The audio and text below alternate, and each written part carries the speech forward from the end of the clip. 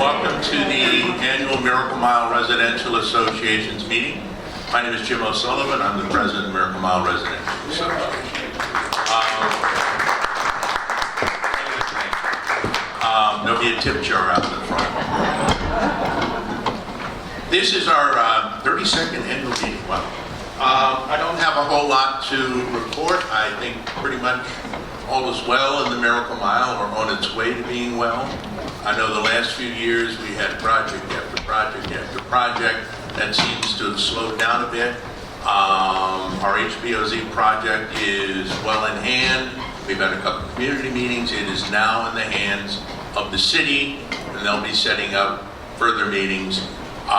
We're going to be working next year, next 2 years to raise funds and to make sure all of the buildings that are eligible for historic status get that status on Wilshire Boulevard. We had about 14 or 16 of them. We want to make sure that they all get historic status. I'll probably be asking David for money from his discretionary fund at some point. So, and with that, realistically, we'll have protected the neighborhood with the HBOZ and the historical status on Wilshire Boulevard, which will be somewhat of a good hedge against development. There will always be infill development, and we'll be able to deal with that as they come. But fingers crossed, that onslaught has stopped for now.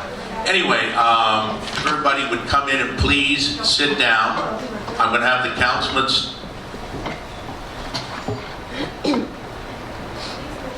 Please come on in and sit down, folks.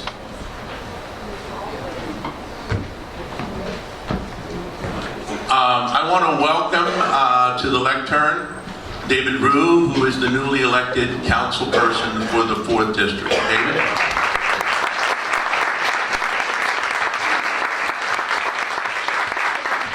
Thank you, Jim. Good morning, everybody. It's such a pleasure to be here today. And,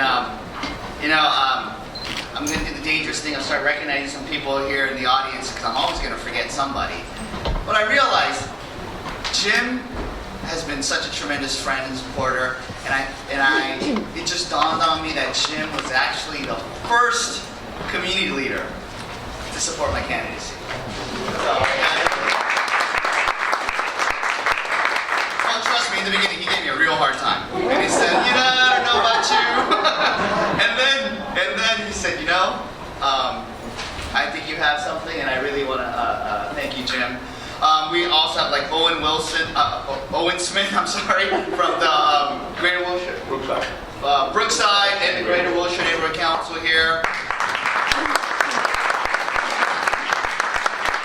Who actually sits on my discretionary funds advisory task force, which I'll talk about later, and Jim served on my transition team. We have former councilwoman Rita Walters.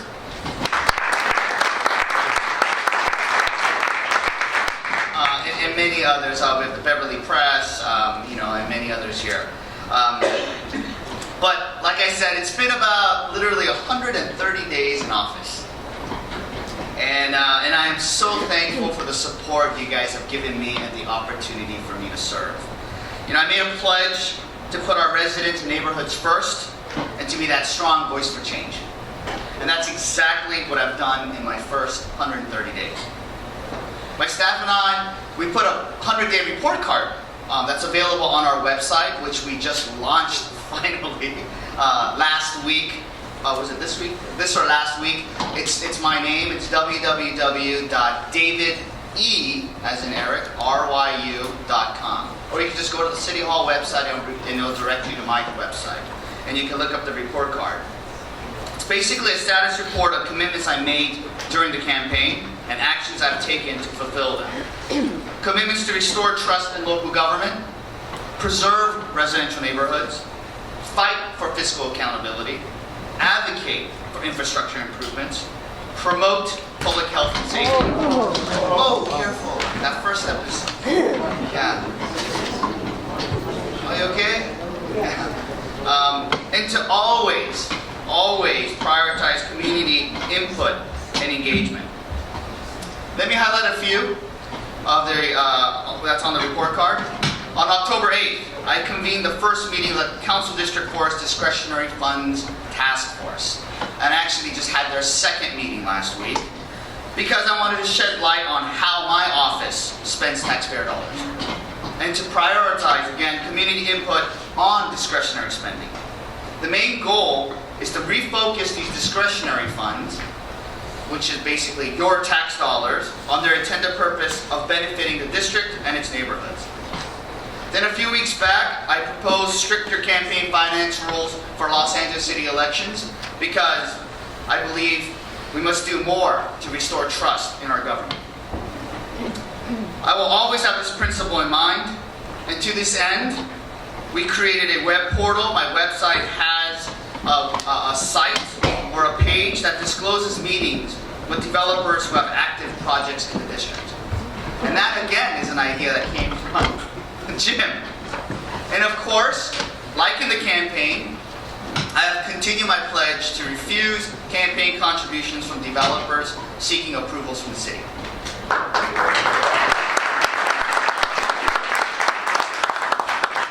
And I'll do so for the remainder of my tenure in City Council.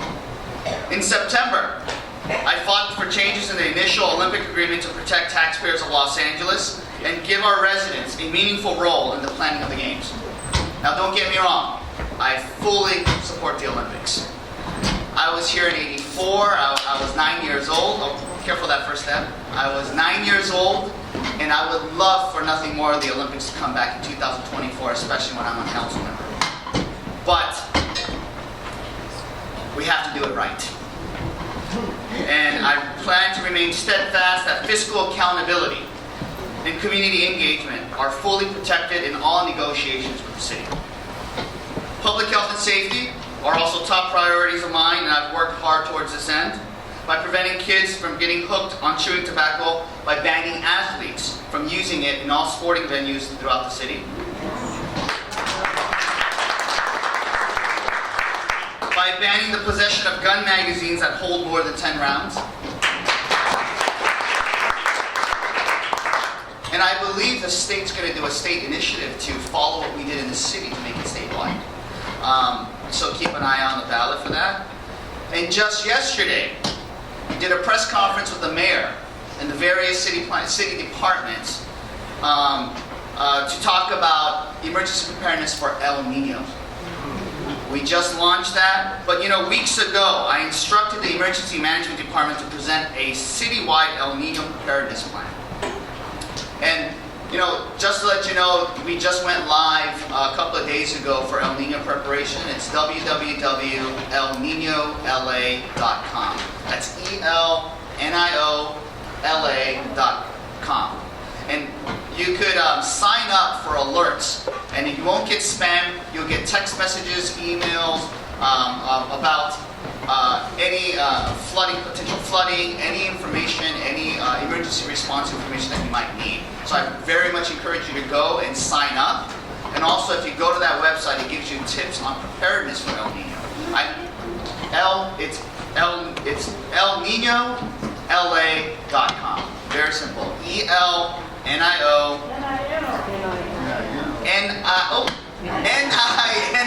Yes, El Nino. ELNINOLA.com.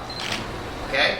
And then you could sign up to notify LA. You could sign up for emergency response, and also it'll give you lots of tips. And I know we're in the flatlands, and people think that it's not going to be as bad, but we are. Certain areas are flood zones. I would highly encourage you guys to look at possibly getting flood insurance if you think you are in one of those prone areas.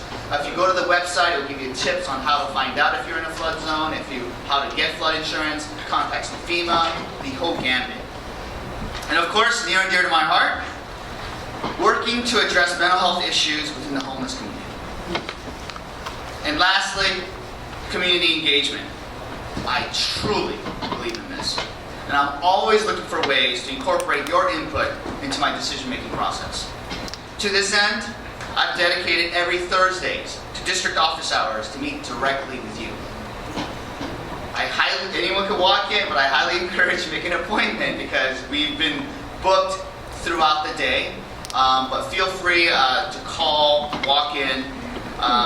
And of course, I've also launched my new website, which has an online community survey.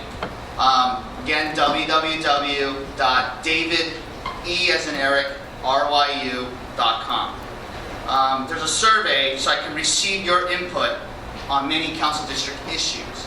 Pressing issues, most pressing for this area is going to be the Wilshire closure. So we have the survey on that as well on our website. So I really highly encourage you to come and take a look. It's been a busy 100 days, 130 days, but I'm only getting started. Over the next month and years, I will continue to deliver on the commitments and change and change the dialogue at City Hall, because that's exactly what I was elected to do. More importantly, I want to again reaffirm my pledge to you here today that I will consult with you because I was elected by you to serve you and to be accountable to you. It's an honor and a privilege to know that you placed your faith in me, and I'll continue to strive every single day to keep your trust and to be a strong advocate for our neighborhoods at City Hall. Thank you very much.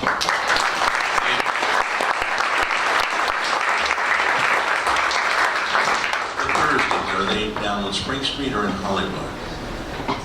The district is very large. It just got even bigger. We basically go from here, Miracle Mile, all the way to Toluca Lake. Yeah, all the way to Toluca Lake, and then from Los Feliz Silver Lake, all the way to Sherman Oaks. So we have a City Hall office, and we have 3 district offices, which sounds good, but it's a little challenging for staffing. We have an office in Sherman Oaks, we have an office in Toluca Lake, and we just finally got to open our office in Hollywood. So most likely I'm in the field. So for our community here, probably the Hollywood office, it's right below the police station, like on Cahuenga and Franklin. Yes. Yes, yeah. Or is it Fountain? Fountain, I believe. A fountain, I'm sorry. It begins with an F. Yeah, fountain, I apologize, yes. Right where the police station is. So that office, and I'm usually going around the various field offices, and I'm trying to make Mondays. We have lots of city hall meetings throughout the week, but I'm trying to also dedicate Mondays and Thursdays just for office hours. How will you now let us know where you're going to be, which office? Could that, give us all a heads up if you're going to be in Hollywood, and people here might want to go there. How will we know? Right. So if you contact my office, what we do is we try to keep it consistent. If we're going to be in Sherman Oaks or Toluca Lake, we try to schedule all the meetings there. Then if we have the Hollywood meeting, we try to schedule all the meetings there. Go to my website. It's our initial launch. We're trying to make it as interactive as possible. So we want to have mechanisms where we have feedback. We want to have mechanisms where we publish calendars for community events as well as where I am. Right now, it kind of does that. It tells you where I am. But we want to be as high, and I'm open ideas too. If you guys have other ideas on how to make it more, because not everyone has internet access either, right? So we're using the local papers. We're doing lots of surveys, online surveys, as well as we're going to start doing hard copy surveys and newsletters. So and actually what you guys are doing is very important, because you guys meet on a regular basis. I talk with your leaders of your group, not just your group, but all the other groups, and we interface and we try to create dialogue and get more information back and forth. Okay. Thank you, David. I want to leave a few minutes for a few questions for David, and then we need to move on, and then we'll have an open period at the end. But I know he's got to go somewhere else. Yes? Wait for the mic. We need the mic. Okay. Oh, I got it. I noticed in the paper that the Greater Wilshire Neighborhood Council Transportation Committee launched a program where they would identify streets that needed sidewalk repair. Is Miracle Mile considered in the Greater Wilshire neighborhood? Can we do that? And thank you for asking that question. I knew you were going to ask. And this is what I say, community engagement. This is where I need your help. Everywhere I go, myself and and I want to introduce my senior deputy, Alexander Kim. He works on my public works issues. business development issues, any kind of business, small and mid-sized businesses, and entertainment. And entertainment. I'm sorry. And she couldn't join us today, but Nikki Zahiri, many of you guys already know her. She's the senior deputy for this area. Both Nikki and Alex is both empowered to do everything I could do. They don't need to come and ask me simple questions like a gentleman asked about some palm fronds and some fruits that are falling. If we could come and try to do a cleanup and a pickup, they don't need to come and ask me if they could help the community. That's their job. That's my job. And this is where I need your help on. It's not just what happened at Greater Wilshire Neighborhood Council was myself and my deputies, wherever we go in the community, whether it's a neighborhood block club or a neighborhood watch or HOAs or neighborhood councils, I've been asking them, I need your help. And the survey actually asked for that. I need your help in identifying roads that needs to be obviously repaved, sidewalks that needs to be fixed, trees that need to be trimmed, because I'll be honest, we're not going to get to all of them. But like for example, the sidewalk, you know how we got sued by the Willits settlement. The City of LA is going to do $31 million of sidewalk repair going forward every year. Seems like a lot of money. Actually, it's a drop in the bucket. We have about 10,000 miles of sidewalks, which is basically for the moon and back. So, and right now in the Public Works Committee, we're trying to figure out how we're going to go about using the $31 million to replace the sidewalks. The city bureaucracy is saying we should fix more sidewalks in front of public areas, like in front of fire stations, libraries, police stations, which makes sense. But actually, I'm advocating against that. Because I'm saying the community is not going to see the results of this lawsuit. We need to have like a 50-50 split or something. So, when I get that across, and a lot of the other council members are agreeing with me, and I come to Miracle Mile and I say, okay, we could fix about 2 sidewalks, then for me to go through a community process to figure out which 2 sidewalks are going to get fixed is going to take a long time. This is where you guys, if you guys as a community come together, help me prioritize in order which sidewalks should be fixed first. Then when we do get that money, we can just get to work right away. It might not be your first one on the list because, I don't know, there's some infrastructure issue or whatnot, but at least we'll get your top priority sidewalks done. So whether it's so you could help me, and I'm asking all the different communities, help me prioritize which streets, which sidewalks, which trees need to be trimmed immediately, right? And then we could use that as a template. And it also helps too, because once we fix the sidewalk, you know someone else is going to call across the street and say, why'd you fix that one and not mine? And I'll say, well, your community got together, please get involved with the association, and please be heard, because we're all neighbors, and we're eventually going to get through all of them. You know, we actually brought this up at the meeting Thursday, and I think we're probably going to have an article in our newsletter that will come out on the 15th as to how to go around. What we want to do is get pictures of every sidewalk in the Miracle Mile. So, because we did discuss it, because we know about Greater Wilshire. So we will be looking forward, we'll be getting word out to you about how we're going to do it, and then when we present the database to David of every sidewalk that is broken in the Miracle Mile, then that process can start. Yeah.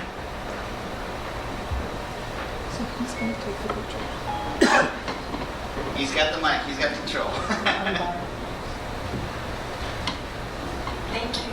I'm wondering what you guys are doing with about the growing problem of coyotes who are beginning to attack small animals. And I just watched a documentary about the problem. When they start attacking small animals, the next thing is small people. So, Yeah.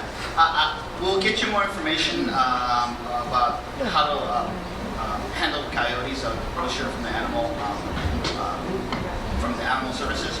But actually, it's a bigger problem than that. I mean, and I've heard it many times. Coyotes going as far as down as Inglewood, right? They're coming down from the mountains for various reasons. Drought is a huge reason. They're foraging for food and water. And also, we have to be very diligent. Don't put food out for your pets.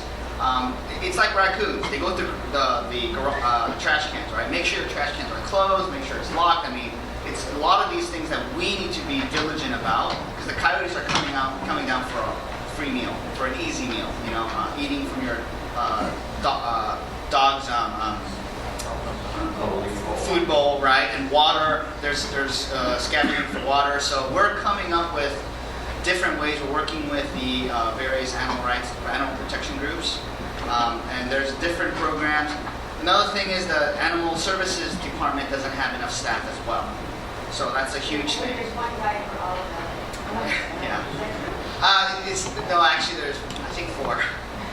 that makes it so much better. But yes, it's an issue, and with El Nino, we're looking at other things up in the parks to figure out how we could have little ponds of water or whatnot. So we're looking at it as a whole encompassing. But right now, I'll make sure we get you some brochures that so Jim can distribute. But it's about making loud noises, trying to be bigger than you are. I mean, we have to be diligent. But we're looking into other programs about catch and release and whatnot. Yeah. You have a question? Hello, we have David. Okay. Hi, good morning. My name is Jeremy Matz. I'm a board member of the MMRA. I'd like to know what your position is and what you may intend to do about possible noise pollution coming from the upcoming Academy Museum, which, as we all know, appears to be designed more as an academy entertainment center and event center. There's obviously a big construction project going on. They're building a giant theater. I understand there's going to be a lot of late night events, which may involve some really loud music and traffic issues and things like that. But all of us who live in this neighborhood are extremely concerned about the likely noise pollution that's going to be coming from these late night events. So can you let us know what you've been doing about that, and if it does in fact materialize, what we can do as residents to protest against that? Actually, this question Jim could answer much better than I can. Yeah. But yeah, you want to? There is an agreement between another group that I'm involved with and the Academy, and we will be monitoring noise. We will be monitoring traffic. I can't really get into all of it except to say that, because a lot of it is confidential, but the group, we're hiring professionals, and what they're doing is going through the neighborhood and taking sound readings. And then they will go and take sound readings on the, what they call the fence line, and be able to equate the noise at Ken's house further into the neighborhood and the fence line, so that when the noise is coming across, they will know if there's a violation. If there's a violation, there are fines involved. But the city is not involved in this. For the city to enforce anything, it would have to get over the stated noise limits. We're also going to be monitoring for dust and dirt during construction. So, you know, the city did not do that. The Academy had certain things that they wished to do, and we did not think it went far enough. But that's pretty much, that's it. Yeah. So I mean, I gotta really thank a group of individuals from your community got together and sued the Academy, and they had a great settlement. So I didn't have to get involved because this group that Jim was involved in already mitigated all of these issues that you had concerns about. So when it comes to, and I made it clear when I got elected, any project, whether it's an academy or a housing project or whatnot, I told them, I want to make sure that you talk to the community. Get all your issues resolved with the community, because I'm going to be hearing from the community. So the academy worked very well with the group. They made some decisions. I mean, some of it is could be disclosed, can't be disclosed, but I will be abiding by that. And if, as Jim said, if they go past what was agreed upon, whether it's dust, noise, traffic, then there are recourse mechanisms, and I will do everything I can to help enforce them. I've got a question for the councilman. We spoke a little bit earlier. I was a guy maybe 2 or 3 years ago who said, I'm a new property owner in the area, and I was at the time, and I said, why don't we have a preservation zone in this area? And you said to me, I was sitting here, you were saying, congratulations, it's you, because no one had ever apparently brought it up before. And the nice man came up to me after the meeting and said, oh, I'm glad you said that, let's work together. And I totally dropped the ball. And then I noticed a letter in the mail from you guys saying that it was underway, the study. So congratulations, I understand it's back in burlap now. So I don't know how that happened, but one thing I did before I dropped the ball, I talked to Nels. Anyone who's worked with the city knows who he is, and he is the guy who advised me on what to do on this. He said there are two ways to do it. Take a vote in the neighborhood, you make it the votes, and then that takes a long time. Or there's another one, and I mentioned this to the councilman, and he had not heard of it. The second way is more of a top-down. This is from, I can't remember his last name, but the guy from the city who was in charge of Survey LA. And he said the councilman apparently can go with a recommendation to the entire city council to make this a preservation zone, more of a top-down. And if that gets approved, it happens right away. And the councilman wasn't aware of being able to do it that way. So my question is, if I'm correct and you can do it that way, how would you feel about that? More of a top-down and get it done quickly? Yeah, I think it's jumbled information, but in either case, I think that what the gentleman was probably saying is once the HPOZ process starts and it gets finalized, then I present it. Because no matter what. Would you do that? Yeah, of course, it has to be started. I would do it, but actually I would not do a top-down approach. I would be against that. I would like a bottoms-up approach. And why is that if the top-down is much quicker and we're all for it? Why not do it that way? David, can I answer that? It's not, Tom LeBon, the top-down approach was, and I thank Tom for that. We went to him, we said we want an HBOZ. He nominated it. He put a motion in place, which started the ball rolling. We still had to raise the funds to do it. But David has made a commitment, and we've made a commitment. These are public hearings, public meetings. The public must buy into the process. So I think, as David said, it's a little bit jumbled, but we're way down the road on this thing. The survey has been completed. You know, we're 80% conforming in this area, and so the city has it, and they are going through their process, and we'll be holding community meetings. But we've already had 2 huge community meetings. I know, I'm sorry, I missed those. You got to look at our newsletter. Yeah. If you don't get our newsletter, go to miraclemilela.com and sign up for it. Comes out monthly, a lot of good information in there. Thank you. Thank you. So I think I could advocate for it, but I think Okay. the community still needs to vote on it. And for me, like I said, my number one thing is community engagement. Yeah, I'm just thinking, it looks like the community is going to approve it, or we're pretty sure of that, and it can happen more quickly. If you know you have that And support that's of why the community to go top down, go top down. Yeah. Let's get it done quickly, that's all I'm saying. Well, sometimes collaboration takes a little bit of time. I know it can be frustrating, but at the same time, there is a process, and I want to abide by the process. I don't want to feel like, oh, I think I got the right pulse. I'd rather actually do the outreach, actually hear from the folks, because HPOZ can be, I mean, depends what kind of HPOZ you guys want, but can be super restrictive, right? There's certain HPOZs where you can't even use, you could only paint your house certain shades of paint. Great. Well, right, but this is, we're a community, I have no preference if the rest of your neighbors feel that way, great. But if they don't. That will not happen here.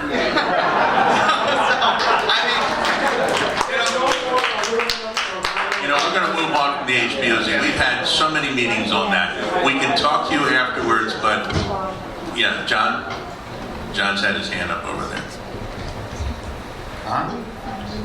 Okay, as a real estate broker in the area, I'm wondering for some of the people I know who are tenants, if the council has discussed the idea or the proposal that they are going to require owners of apartment buildings to retrofit those older buildings. And then the money that it's going to cost, some of that cost is going to get passed through to the tenants. Have you guys I think you discussed that a couple of weeks ago. Earthquake retrofits. We are in the process of that discussion, and the only buildings that need to be retrofitted right now are soft story. And basically soft story are the ones where they have a parking lot, carports right below the buildings, and there's like little stilts, or pillars, or concrete buildings older than 1965. 19, yeah, because the concrete back then was a little bit more brittle, and so you could go online, you can figure out which qualifies, which doesn't. But yes, we passed ordinance that they all have to be retrofitted within, depending on the building, 10 to 25 years, I believe. But when it comes to the actual division of the cost, it has not been decided yet. I believe the city has floated the idea of a 50-50. I'm meeting with, a lot of the other council members as well as myself. We're all getting briefed by the different stakeholder groups. All I could say is I'm a little more inclined. I don't like 50-50. I think it should be more on the side of landlords, of the building owners.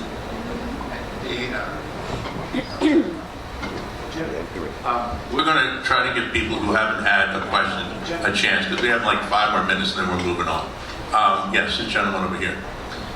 My question is, I don't know who has the contract, but the humps or bumps, depending on what street you live on, are totally useless. A lot of money must be spent on them. They encourage people almost to speed to get their jollies while they go down the damn road.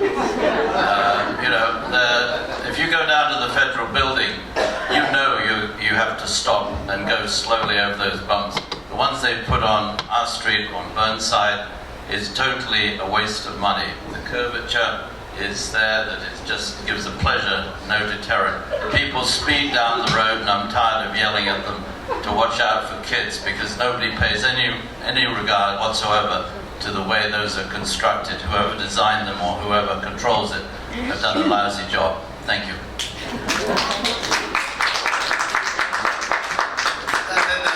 The good news and bad news is the city doesn't have any more money to do those bumps. So they're not going to be installing any of those bumps anytime soon. But yes, we are looking into that, into looking at other traffic mitigations, slowing mechanisms. I mean, there's those dots, right? But then other people are saying the dots make too much noise when you go over the dots too. So we're looking at various different forms of traffic calming measures. What we need to do is make it shorter. Make them short, yes. You can't, they're illegal. No. What we have right now is what is legal in the city of Los Angeles on public property. Private property, they can put those ones that will rip the bottom of your car out. Whatever you're going to do on private property is private property, not on public property. David? Can you get a microphone? I know David's going to have to go pretty soon, so let's... That's okay. You okay? All right. Is this working? One of the things that we've had a problem on Burnside too is that the water main keeps breaking on our street, and no one seems to want to actually fix it. They just do these little patches. And this last incident, it lasted about 3 or 4 days, where water was just gushing out into the sewer pipe. And the other problem that I think it might be associated with all the building construction that is taking place on Wilshire, with these huge apartment buildings that are going on. And so our houses are shifting. We're getting a lot more cracks in our houses, water mains are being broken. And so I just wanted to bring this to your attention. I'm thrilled that you don't accept any donations from developers. That's a great start. But I would like the city to consider that perhaps the developers should be on the hook for when their construction is impacting the city's infrastructures, such as the water mains. Yeah, that's what a lot of the things that we do when a development project is proposed. We try to have some community benefits. But where do you live again? I'm sorry. Burnside. What's the cross streets for the 8th and Burnside? Alex, can you make a notation of that? We'll look into that. And and this is exactly where, again, if you get involved with your association and help us make a list, instead of everyone kind of just bombarding with the issues, if you could help. And this is what I'm asking, and if you go to my survey, it kind of asks you about hot button issues that you have. But as an association, if you guys could help me triage this list, we'll start working on it one by one.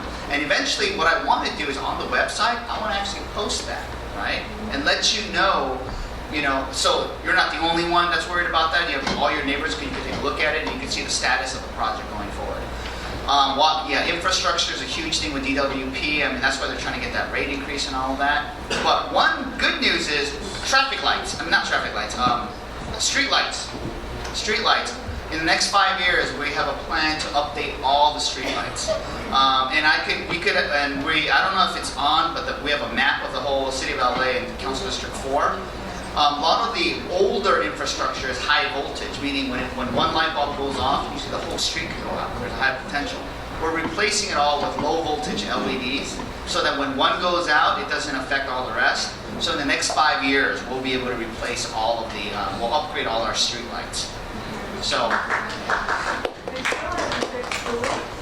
yeah, no, yes, so we'll look into that.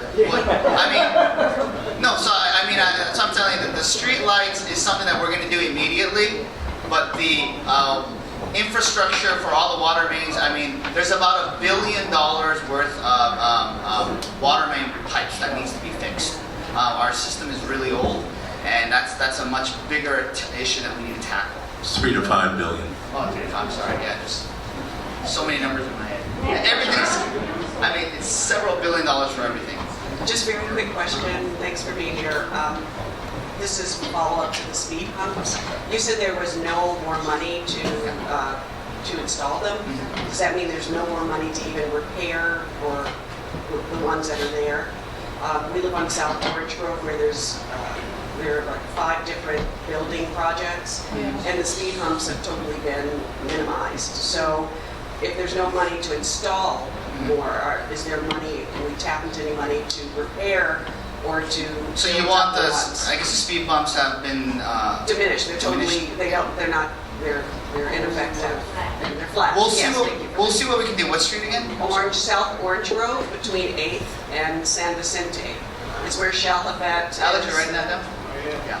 And, yes. There's Shalabat School, there's a 175 unit. And actually, if you guys could give us, Jim, can I have them give you, if you could give the streets again, and your contact information, your phone number and your address, I'll have one of my staff get back to you guys on both of those issues. Okay, great. All right, thank you.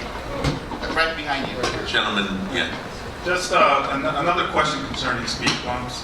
I have a speed bump right in front of my house on Dunsmuir, and it's the same issue.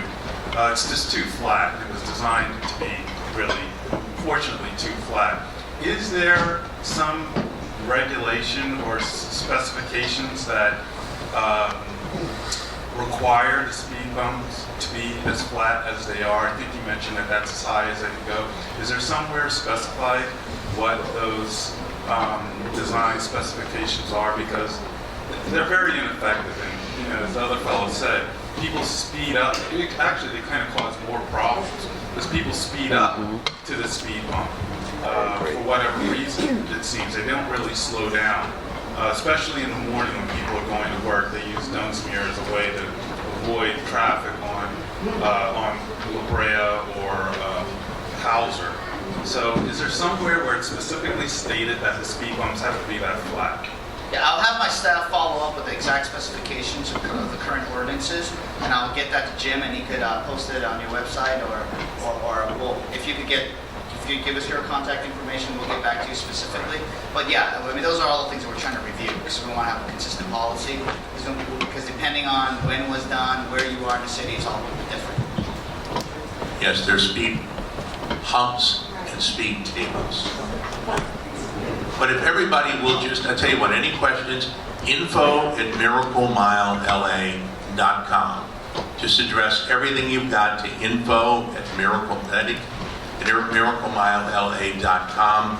It will come to the officers, and we will make sure that we get it to David or whoever else. Before we go on, I want to acknowledge Shelley Wirtz, who is a former president of the Miracle Mile Residential Association, who has just moved back into town. She was the president when I first got involved in 1998. Okay, good to see you, Jim. I want to go back to the street lights. What color are you talking about? In other parts of the country, they're putting in blue and it's driving people crazy. Actually, I'm working with the Dark Skies Initiative folks. I'm very concerned about that, and there's different shades. We'll make sure that the lights are going to be pointed down first off, because if it's pointed up, it also deals with the migration, bird patterns, flying patterns. So then that's why they call it the Dark Skies Initiative. So it's it's pointing down, and there's different fluorescent colors. So we're looking at that too, and I could have one of my deputies get back to you, because yeah, there's shades, there's intensity, there's directional. Yes, we're looking into, because we've had that concern many times. Yeah. We're going to take a couple more questions because we do have 3 other speakers. And I know David would stay here all day, but we've invited other people to do presentations. So let's do 2 more questions. Get your hands up. No more? One right here. Oh, okay. Yes. So in regard to this meeting, but we've noticed increased speeding more on Thursday as well as South Olympic, and it's due to the Waze app. As a community, do we have any control over the use of the app, or does the city? Because it's been a market increase in not just cars on the street, but they speed. Yes and no. It is a private proprietary app program. But actually, we've already reached out, and we're working with the mayor's office, and the mayor's office has reached out to Google, which now owns Waze, and they have been willing to work with us. So we're trying to work with them to try to prevent cut-through streets. I mean, they're helping us with the Hollywood sign, taking some of the directional out. And you know, I don't know if you use the Waze app, but it's started to change a lot recently, because there's actually groups of people who figured out how to trick the program. So there's groups of community folks, you know, making different alerts. So, yeah, so, you know, so I don't want to encourage anything, but, you know, because, so it to affect traffic patterns, and so, but we're working with Google and Waze, and the best thing we can do is ask nicely, but the good news is they are willing to work with us. This lady up in the back has her hand up, and that's going to be the last one. I have again traffic question. Speak into the mic. Hello? There you go. Okay. Due to all this construction that is on the corner of Fairfax and Wilshire, with the museum, with the metro, I think, and Grove that's been there for years, Fairfax is truly congested, and I don't think it really has the capacity for all this major development. As a result, as neighbors, we have been all affected, and I live on Ogden, which is 2 streets in, and we get tremendous amount of traffic, not just regular traffic. We get all these construction trucks constantly going through our street. Our new pavement is totally destroyed in a lot of areas. I'm not going to go into the sidewalks and the tree trimming, because that we can talk to Jim. But I don't know what is the ultimate solution for Fairfax to be able to handle, at least, and I'm sure on the other side, La Brea, for people on that side, but I'm concerned about my side, because we get the traffic from the museum, we get traffic from Peterson Museum, we get traffic from all the construction. Like the lady before me said, we've had 4 or 5 developments just on Orange Grove and Ogden in the last 2 years. And it's just we're going, I mean, there's so many cars going down the street. They don't adhere to the traffic. There's no speed limits on those streets anyways. And, you know, we've resolved the parking situation, but the amount of cars and the amount of construction trucks that go, it's just unbearable. Unbearable. You know, one thing, tree trimming, just when you guys make that tree trimming list, the top priority that I could get the department to go out immediately, cut down, trim the trees is for blocking stop signs or any kind of traffic speed signs or stop lights. So anything like that, we can get them to do it immediately. But yeah, you're correct. Fairfax is something that we're looking at. We're trying to see what we can do there. And I'm glad you brought that up, because, you know, it's only going to get worse. I hate to be the bearer of bad news. I mean, I just got briefed on this about a couple of weeks ago. And I wanted to talk about this with the Purple Line extension, which we all knew about, right? But it's so funny. I got a briefing literally a couple of weeks ago from Metro, and they told me I have to make a bad decision or a worse decision. I have a choice between 7 full weeks closure, right? Plus, and this is, and I'm very upset at Metro, by the way. Well, but let me tell you, 7 weeks straight every single day, plus 6 weekends, or 22 weekends, which is 16 weekends for that 6 weekends is no matter what. 6 weekends is just solid. You have to do 6 weekends. It's 6 weekends plus 7 weeks, or 6 weekends plus 16 weekends. Right? So, okay, so I'm sorry. 7 weeks straight, every day, plus 6 weekends, or 22 weekends. Hold on. I've already written David a letter on this from the board. Our board voted no on the 7 weeks because Metro did not include it in the EIR. They only talked about weekends. And this is starting off at Highland or at La Brea. And so they will divert traffic off at Highland. It will be closed. And our community, Hancock Park and a few other communities, are very concerned not only about the businesses but the children. Because there are 5 schools in this area. And what we're asking Metro to give us is the information that we would require for any building or any development. You have X amount of traffic on Wilshire. They're going to divert it to the north on 6th Street, to the south, on 3rd Street, to the south on Olympic. And the question we have is, what is the current traffic on Wilshire? Not 24 hours, but your peak hours. And where will they go? And if there are 10,000 cars an hour or whatever it is, do they have the capacity on 3rd Street and Olympic to take it? Because if they don't, they will go 8th Street, they will go 4th Street, they will go 6th Street, they'll be cutting through our neighborhoods. So I'm actually talking to people about a legal action against Metro. It was not included in the EIR. And I'm adamant because they came up about a month ago and said, oh, we have this 7-week thing. And they pull it out of their back pocket or somewhere else in their rear. And not happy about that. And so David has been good enough, and his office has told us and sent out an email and basically said, everybody hold off on voting all of this stuff. Because we need the information. And we've been very clear. We could end up with a 7-week. We could look at the figures and go, wow, that makes a lot of sense. But the people that I've talked to, I don't have children, but the people that I've talked to who have children, who have had children, talk about dropping them off. Think about if you're in your car at Highland and Wilshire, and you're sitting there and watching the parade of children crossing to go to the 7-Eleven. I don't know what the mitigations will be. Metro has arrogantly said, we will make a decision, we'll let you vote on it, but we will make that decision and then we'll do the mitigations after. And we say, no, hell no. And frankly, I'm tired of Metro. We actually, after a year or so, have a fairly good relationship, I thought, with Metro. And then they did this thing. And if they do it there, then when they come to Fairfax, we can expect it here. So I'm very pleased that David has, as he will with any project, asked for community input and asked for, David has to make a decision just like the rest of us. And it has to be based on metrics. It has to be based on information.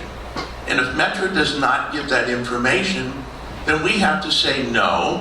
And I hope the council office would say no. So I'm really happy with David and what Sarah, as chief of staff, are doing in trying to facilitate this, because all of our groups are really up in the air. It's not just us. You have La Brea Hancock, you have Sycamore Square, you have Brookside, you have Hancock Park, and they're all going to be impacted, and we want the information. Right, and what I'm really upset about is the fact that the information, after they spoke to me, they told me all traffic was going to be diverted to Olympic.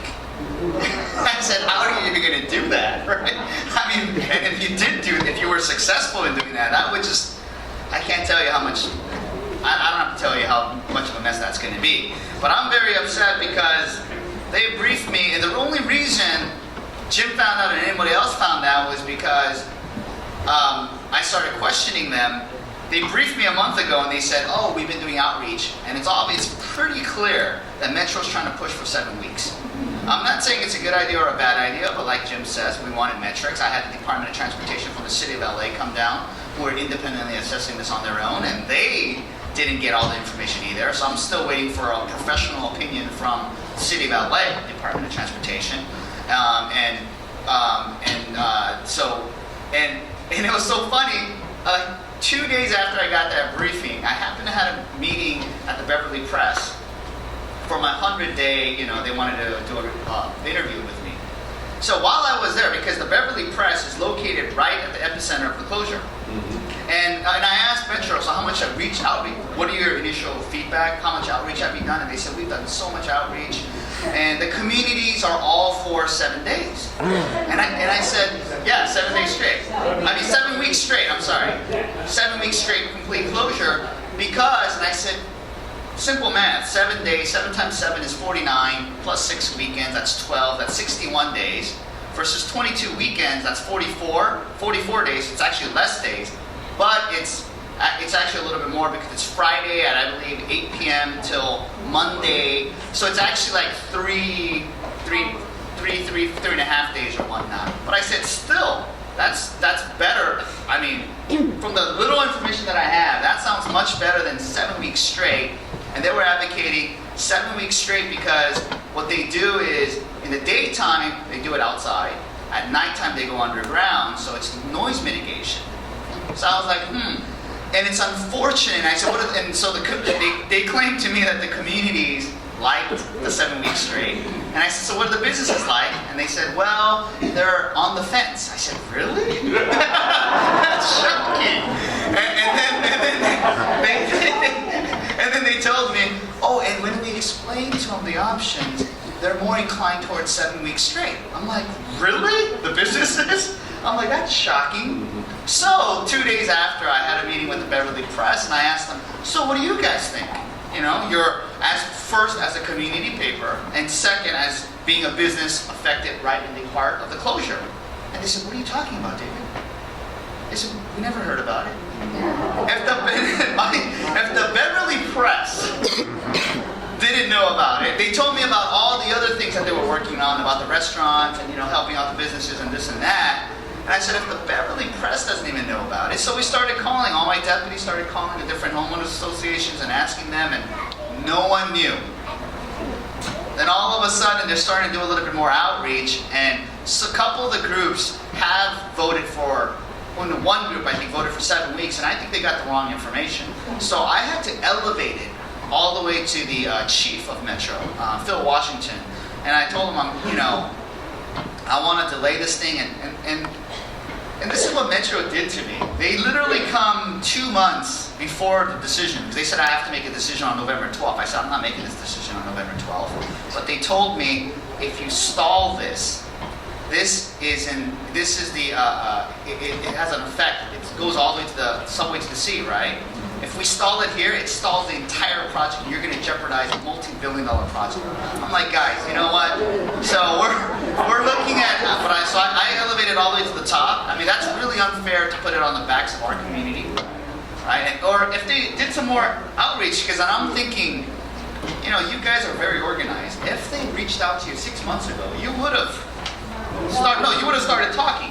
We would have started, we would have been in a much better space now.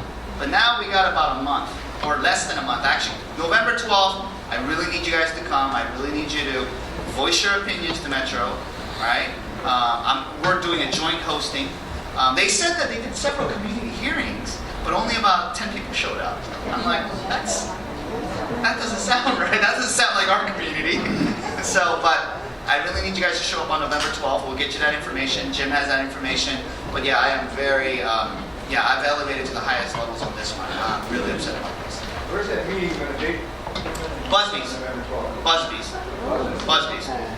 Okay. No, I think it's John Burroughs. Oh, John Burroughs, I'm sorry. John Burroughs. Yeah, John Burroughs. That's where you're going to go to get a hamburger. Okay. I'm sorry, John Burroughs.